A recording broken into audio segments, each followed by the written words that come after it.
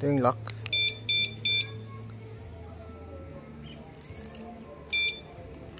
Tumunog yung ibig sabihin ako. Ayan.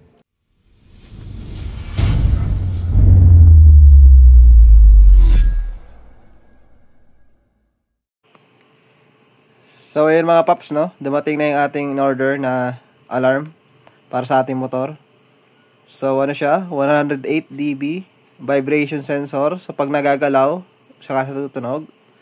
Pwede rin adjust yung sensitivity. Saka meron siyang wireless na remote. Tara, open natin. So ang laman ng box is yung ano niya, manual. Tapos yung pinaka-alarm. Ayan. Manipis lang din siya. Tapos yung battery, AAA, saka yung remote niya. Ilagay ko lang yung battery. So, ayan, nalagay na natin yung battery. Pag i-set natin yung sa alarm, ito, lock. Mag-blip siya twice, tapos mag-beep ulit yan. Ayan, naka-arm na yan, yung pangatlo. Ngayon, pag nagalaw siya, mag-a-alarm siya. Tapos pag nagalaw siya ulit, mas matagal yung alarm. Patayin ko lang ingay. Pag i-disarm, ito lang, yung unlock. Tapos kung nag-park kayo, hindi nyo makita yung motor nyo, nakalimutan nyo kung saan banda, pwede siyang patunogin gamit itong, ayan, ito. Tutunog siya pag ito. So, yun lang. Ang kinagandahan dito, di mo na kailangan ng i-wiring sa motor mo.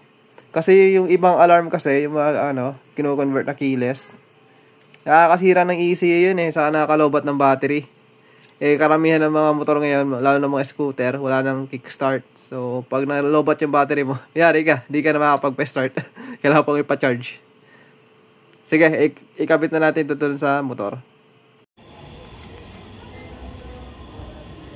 So ayan mga boss, dito natin siya nilagay sa may taillight. Pag dito kasi sa ilalim, pag tinakpan mo yung di na gaano rinig yung alarm. So sa may ugat dito kasi nilagay. Tatanggal natin yung dalawang tornilyo to. Tapos ayan siya.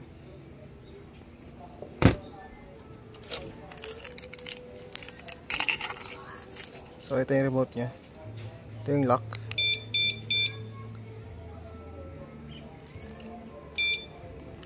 Tumunog yung ibig sabihin ako. Ayan.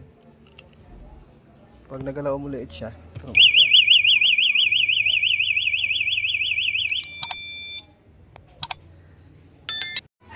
Dito pwede mo siya patunogin. Ito yung unlock. Ito yung lock.